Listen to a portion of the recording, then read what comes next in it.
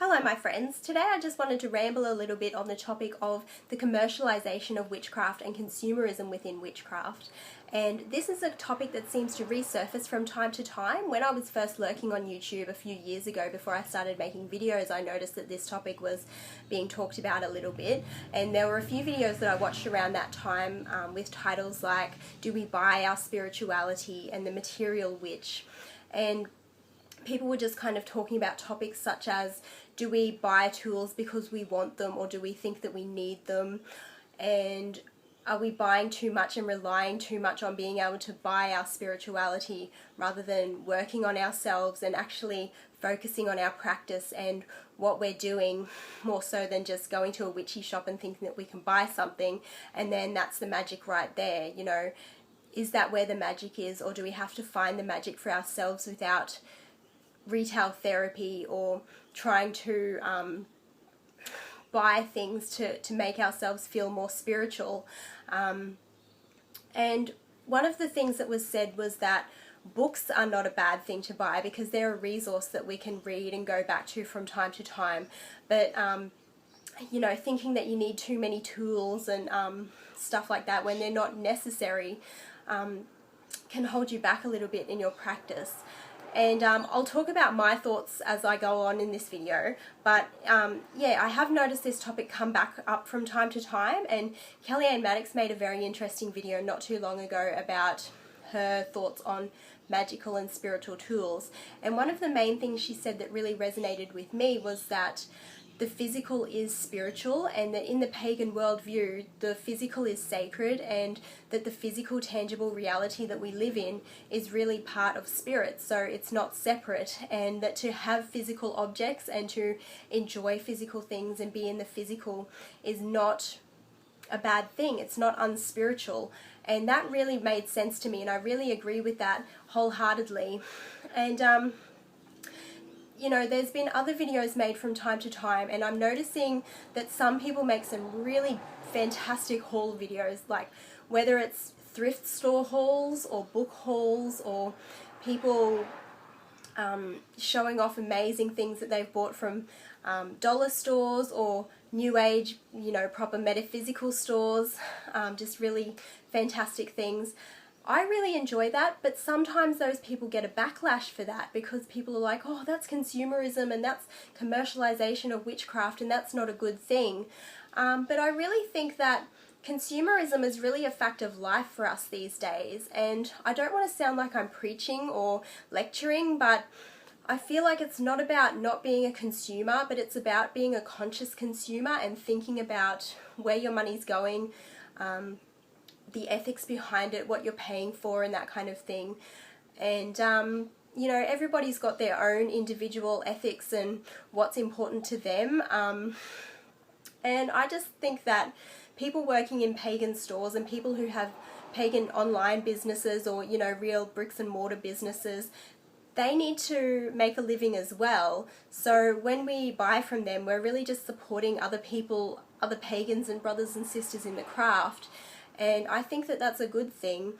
And it's really up to the individual what we want to buy and, you know, how much we want to spend on that.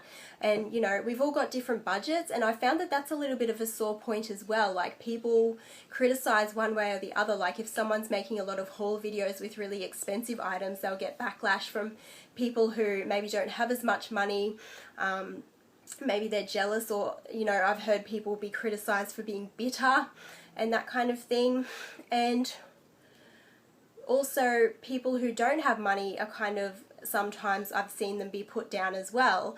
So that's that whole class issue is a little bit of a sore point, and I think that's a bit of a problem myself personally. But yeah, I think it's really an individual thing. And, you know, I think one issue that I think is really a problem is the fact that some people may think that they need certain objects to practice witchcraft. And of course you don't need anything. It's not a question of need.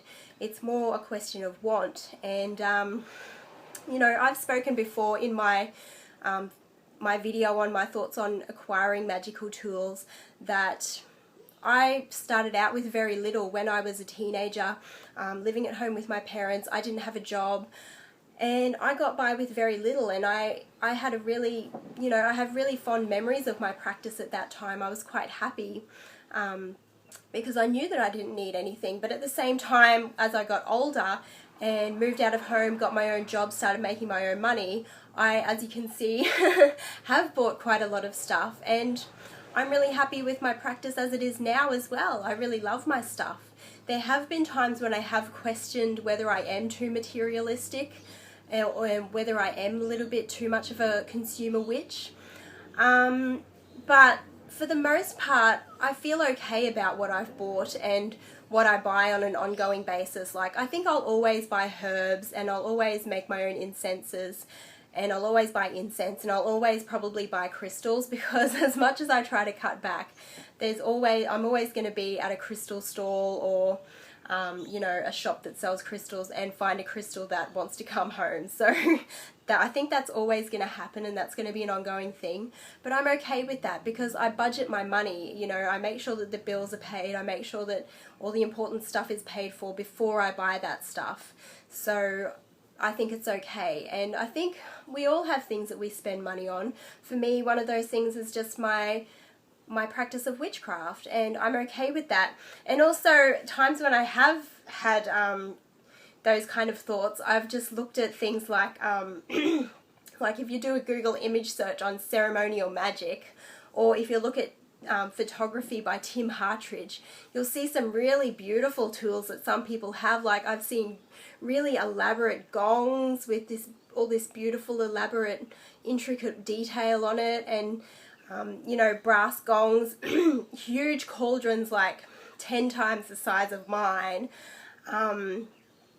and yeah, just some really fantastic stuff.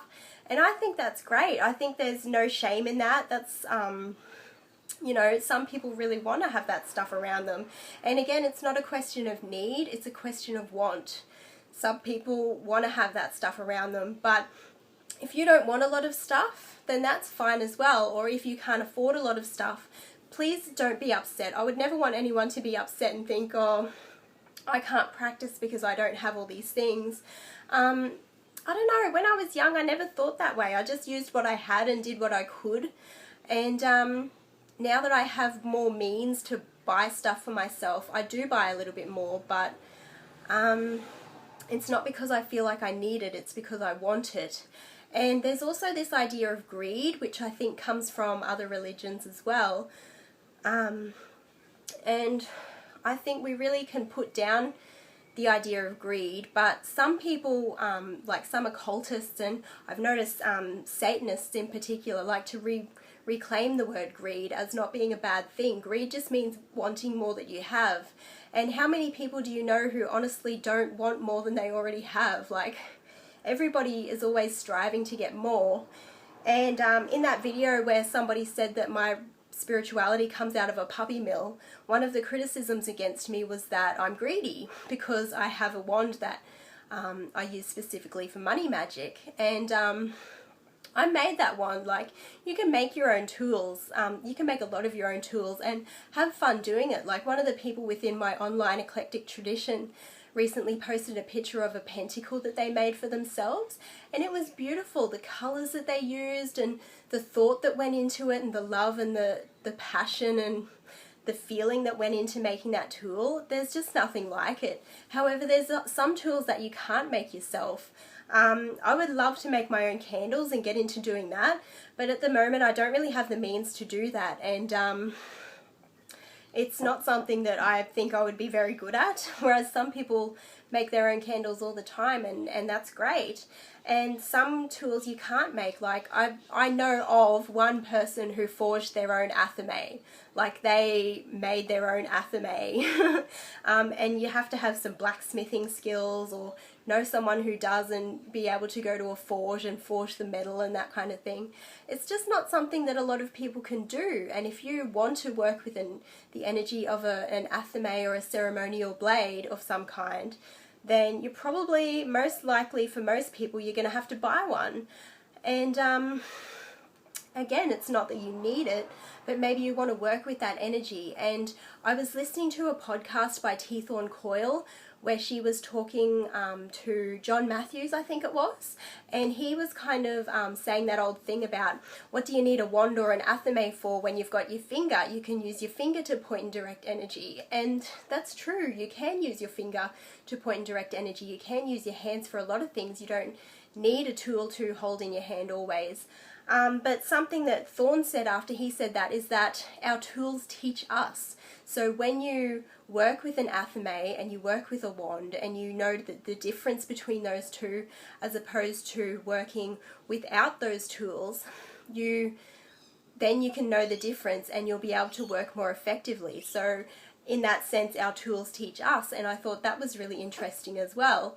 So yeah, again, there's a lot of different ideas that go around, and for me personally, I don't see consumerism and commercialism of witchcraft as necessarily a bad thing. I think everybody has a choice of what they want to buy, as long as you know that they're wants and not needs.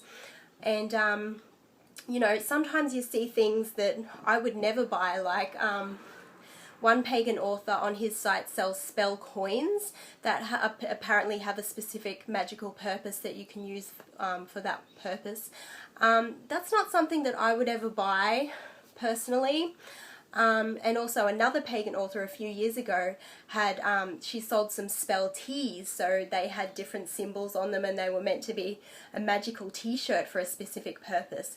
And there was a little bit of backlash towards that at the time, and someone on her forum said that that was consumerism and commercialization of witchcraft, and posted a vomit emoticon, and it was just this big thing. They got kicked off her forum and just for criticizing her about that. And you know, again, that's not something that I would buy, but some people may like to buy that. And like, you get your spell kits, your spellcraft, or what are they called, like the spell box, spell ritual boxes and stuff like that.